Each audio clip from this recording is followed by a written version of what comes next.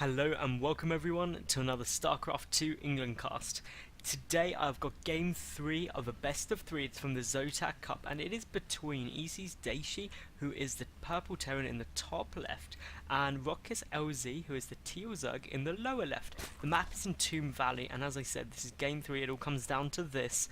Who will be the winner? Only time will tell. I mean, game 1 was quite good. It was a proper full-on macro game. Game 2, bit more cheesy. Basically, it was a 2 racks into a lot of bunkers, picked off LZ's natural, which meant he had to do a 1 base all in, basically, and it didn't work. So Dayshi won that quite comfortably. Now, game 3 is going to be a bit of a grudge match because in game 1, Dayshi got a little bit annoyed at the fact that he lost. Even though he allowed LZ to go to 6 base to his 4 and get up an army of Ultra Broodlord Infestor, which is basically like saying, Protoss is so overpowered, how could I let them get maxed out on Carrier Colossus? Like, that's completely unfair. Or like Carrier Void Ray Mothership or something stupid. So, to be fair, I don't have much sympathy. I think LZ played game 1 very well, and actually Dayshi missed a couple of opportunities. Now, a 2-axe worked very effectively for him in the previous game, so it would appear that a 2-racks is going to be the option of choice in game 3. Can't blame him, it's a good move, but unfortunately this isn't a forced cross-spawn map. Now, that drone isn't gonna, for a second I was like, oh my god, that drone is gonna see it, but no, it's gonna go and build an expansion. But of course, we'll now know that there's units over there, and if, I'm surprised this is such an odd place to build those barracks, because I mean, if there was a cross-spawn drone scout, which you don't see too much nowadays, it would pick it up. And the reason you don't see a drone scout so much now is because obviously after the Overlord had their speed buff slightly, most Zerg players don't really feel it necessary. But both of these barracks are about to complete. The first Marines will start coming out, but still we have no clue where our opponent is. We do just have that watchtower being taken, and now the one interesting thing, and which will probably scare LZ quite considerably, is the fact that he doesn't see this and is now sending out the drone scout, which will of course see that SCV. So LZ should hypothetically now know what's coming. He'll see the Marines, then he will definitely know what's coming and will instantly turn back. Should pull a decent amount of drones to come and deal with this, nearly all of them actually. So fool me once, shame on me, shame on you, fool me twice, shame on me is the expression. So that is very, very true here, but that one Marine is basically wasting an awful lot of mining time, and that's the other thing you've got to remember is, while this is all going on, look at the mining difference. I mean, basically 6 times more minerals being mined a minute by Dayshi compared to LZ. Now, obviously, this is going to be annoying. That bunker probably will be forced to counter, but not before quite a few probes are actually picked off. The SCVs are taken down, the drones are falling relatively quickly, but now come the Zerglings, and I mean, still, this is just such a long period of time where obviously there'd be no income. That really will become quite substantial quite quickly. If we look at the worker count, it's 13 to 12, so Dayshi didn't actually lose too much in terms of his worker supply or anything like that. If we look at worker kill, it was 2 to 3 in LZ's favour, so I guess that was coming on top for LZ, and where there's that discrepancy. So to be honest, it was a nice defense by LZ, but it was a bit more lucky than anything else, I think. And I mean, I would have been very, very worried after game 2 losing so badly to a 2-racks not to fall for the same thing again. Now, these racks could end up having a bit of a problem, and actually this could really swing around the other way because the barracks would be forced to lift, but of course there's now no wall off down here. We do have 2 more barracks being built in the main base, but they may take a while to come down. Those Marines doing a great job stuff-stepping, microwaving their way back from those Zerglings, so again, not a good cost-effective engagement there for LZ, which is a bit of a shame. And these racks still being kept in the middle, just trying to deal with everything and anything they can. Those Marines will now start seeing those Zerglings, one get picked off for free. Never complain about killing any amount of units for nothing. Literally anything you kill for nothing is a good investment. It's basically like if someone offers you stock in anything for free, you should take it, even if it's in research in motion, because nobody has a BlackBerry anymore, do they? And I really hope someone else found that slightly amusing other than me. So there's hoping. Now obviously the spine crawlers will mean this is pretty well defended, but Dayshi is doing what Dayshi does well, which is build lots and lots of Marines, because Marines are good units, and why not? And of course there's no gas down at all yet for LZ, which means no banelings, just a lot of spine crawlers, and spine crawlers don't actually engage too well against an awful lot of Marines, especially once those Marines start getting into stupidly big balls, when neither Zerglings or Spines engage well in the slightest. Now, Daishi's strategy appears to be, let's just build so many Marines. More and more, I'll just keep building them because Marines work well once, I should build more Marines.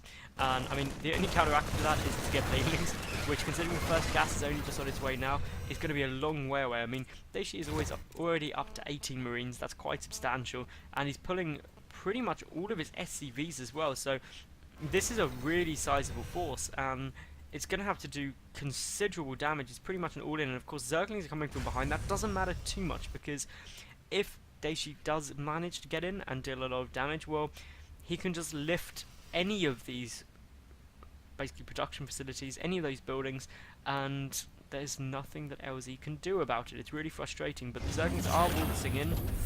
Here goes off the lift, but now obviously the SCVs are purely there to soak up damage. We've got all the drones getting through. This is going to be pretty hyper right now, and I mean, it's tough to tell who comes out top in these engagements, but so far it does appear that Daishi is doing more amounts of damage. Of course, spines are still up, that's the threat, and again, just trying to micro all of these Marines as best as he can, but I mean, the concern is that those spines are being ignored. I'm not sure trying to run past those spines indifferently was the right thing to do, but Daishi wanted to just try and pick up as many drones as possible, focusing down the Queen though, which is an interesting choice. And I mean, obviously all of those spines are there, it is going to be a bit of a concern. A lot of Zerglings on their way back though, and that should mean that LZ will be able to clean this up, to be honest, because he's just got so many units. He can even just hold this area and be fine. Should get those drones back to mining though. That command center could land again. I mean, obviously it's an orbital command, so they can drop a mule. We'll be able to start producing more workers, but at the moment it's 7 workers to 0. And that's never fun. And to be honest, LZ should hypothetically come out on top now.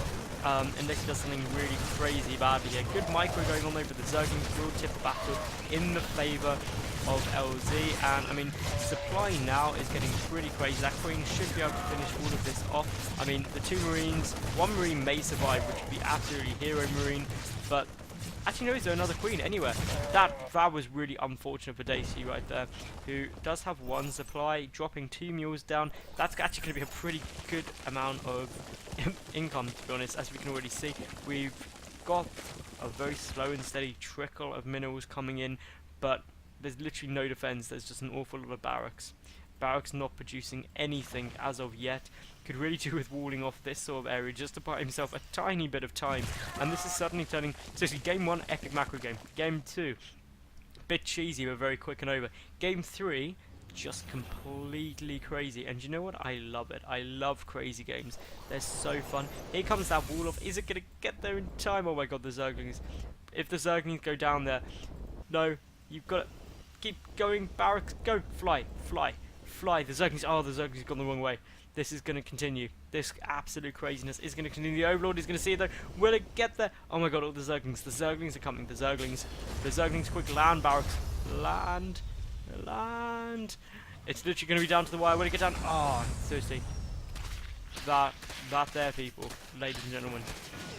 That was stressful. I don't think I've ever been so stressed in my life. A second command center being built by Daishi because why not? Like, seriously, in a game like this, you can't take build orders for granted. You've got 4 barracks, you've got 4 racks, and 5 SCVs. But once you factor mules in, you're not actually doing that badly in terms of the income, which is where things get a little bit crazy. But obviously, with 21 workers now, I think LZ should be able to take this. He should just have much more staying power. There are these 2 spine crawlers as well, and effectively there's no way that Daishi can take those out realistically for a long period of time. The second hatchery is up as well. That's going to really help LZ. But obviously the second orbital command will be done soon. We've got some supply depots being built because Daishi was supply blocked, as you do, because that's normal things to do. And obviously now we can see this difference in terms of the income is getting awfully different, and that's down to the fact that LZ is able to build a stupid amount of drones at a time. He's getting his second queen up now. And when was the last time you were like, oh, and the Zerg player is getting his second queen at 13 minutes 30? This game has lost all sense of reason, but I do actually believe that LZ should be able to take this, because in all honesty I just don't see how Daishi could get the production he needs in order to keep back up. I mean, there's just no way he's going to catch up with basically about a quarter of the worker count of his opponent, and that difference is ever gaining. Even with mules, mules are magical mineral miners, but even magic has its limits. It really does. Ask Dobby in the end Harry Potter film. Magic couldn't save Dobby, so magic definitely can't save Daishi. And that was an obscure reference. I don't know where that came from. The Evo Chamber is coming out from LZ right now. He's picking off these rocks, getting ready to take a third base. We do have 2 SCVs being produced at a time. We do have 2 mules out, but still, that is the big deciding factor. Though having said that, Daishi is actually catching up, which is just absolutely mad. Mules are so good, man.